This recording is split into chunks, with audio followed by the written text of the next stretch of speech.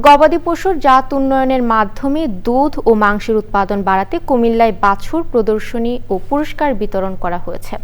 দেশব্যাপী ক্যাম্পেইনের অংশ হিসেবে জেলার বুড়িচং উপজেলার শিকারপুর প্রাথমিক বিদ্যালয় মাঠে কৃত্রিম প্রজনন সিমেন্ট ব্যবহার করে উৎপাদিত বাছুরের প্রদর্শনী হয়েছে।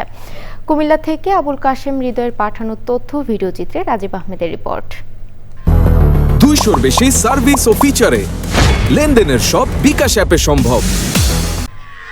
প্রদর্শনীতে আসা খামারিরা জানান, দেশি গরুর চেয়ে কৃত্রিম প্রজননের মাধ্যমে ফ্রিজিয়ান জাতের গরু পালনে বেশি লাভবান হচ্ছেন তারা।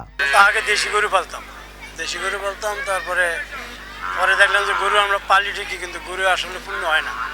ফ্রিজিয়ান গরু ধরছি, ফ্রিজিয়ান গরু ধরাতে আমি আসলে বর্তমানে আপনারা সামনে আছে গরু, আমি লাভবানই আছি। এটা বাছুরের ভালো বীজ দেয়, ভালো দেয়, এই জন্য আমরা এখানে করতে পারছি। প্রাণী সম্পদ কর্মকর্তারা বলছেন, গরু থেকে দুধ বেশি পাওয়া এবং বাছুরের শারীরিক গঠন দ্রুত বৃদ্ধি পাওয়ার কারণে কৃত্রিম প্রজননের দিকে খামারিদের আগ্রহ বেড়েছে কয়েক গুণ। এতে অচিরেই দুধ ও মাংসে স্বয়ংসম্পূর্ণ হয়ে উঠবে দেশ। কৃত্রিম প্রজননের বাচ্চা অনেক ভ্যালুয়েবল বাচ্চা, এটা দুধও বেশি দেয়, মাংসও বেশি দেয়।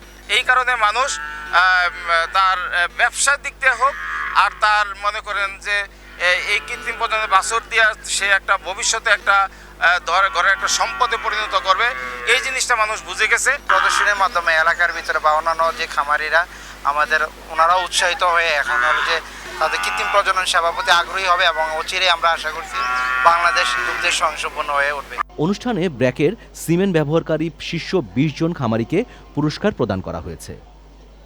Rajib Ahmed, channel I.